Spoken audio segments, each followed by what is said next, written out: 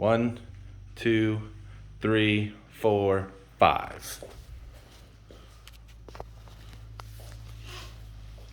Imagine for a moment that you're a juror in a high-profile capital punishment court case in which the defendant allegedly murdered another person.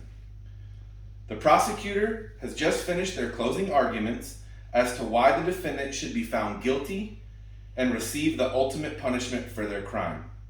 There was circumstantial evidence, there was probably probable cause. Next, it is time for the defense to make their closing remarks to try to keep their client from being put to death. The client had an alibi, wasn't even there in the first place. There was no physical evidence even placing that person there in the first place. Now, you and 11 other jurors have to decide if there is enough evidence to convict this person or not, and if there is the nature of the crime deserving of the death penalty. Capital punishment is defined on Lexico.com as the legally authorized killing of someone as punishment for a crime. According to the Constitutional Rights Foundation, in the 1950s and 1960s, protests began over capital punishment. These protests helped cause a decline in executions for many years to come. Then there were no executions from 1968 to 1976. In 1972, the Supreme Court heard case Furman v. George. Because of this case, the court ruled capital punishment was in violation of the Eighth Amendment, prohibition against cruel and unusual punishment. The court did, however, suggest that new laws could be acceptable as long as they provided clear standards for imposing the death sentence. This led to a reevaluation of death penalty law. According to the Death Penalty Information Center, the death penalty was supposed to be for the worst of the worst, cases where death has occurred. So convicted murderers, criminals who intentionally killed another person. Drugs, assault, any other charge should not be punishable by the death penalty. Now, capital punishment does not deter crime. An American Civil Liberties Union survey found that police chiefs nationwide ranked the death penalty lowest among the ways to reduce violent crimes.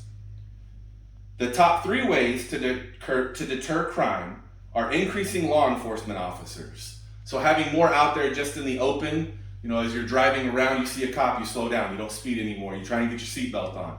Things like that will help deter violent crime. Reducing drug abuse is another one.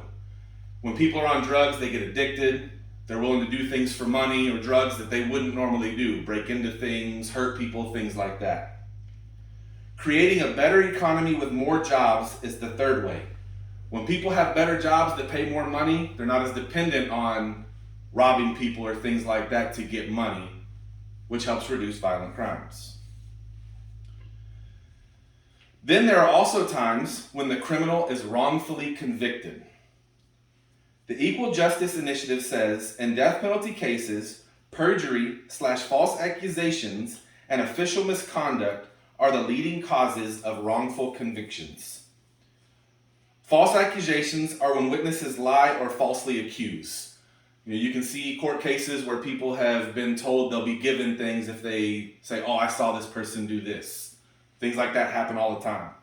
There's also misconduct, concealing evidence, threatening witnesses, faking forensic analyst tests, prosecutors presenting false evidence. These things happen in court cases all the time. That's why they have these cases that go on where people are on death row for 20, 30 years, because people can come back and appeal because evidence has changed or things have come into play that haven't come into play before. Now, while you are more than likely will not sit on a high-profile capital punishment court case, it is important to be knowledgeable of the topic regardless of your opinion about it. Since this is a controversial topic that varies from the lowest level of government to the highest level of government, it is imperative to do research in order to make an informed decision if you should ever have to do it. Thank you.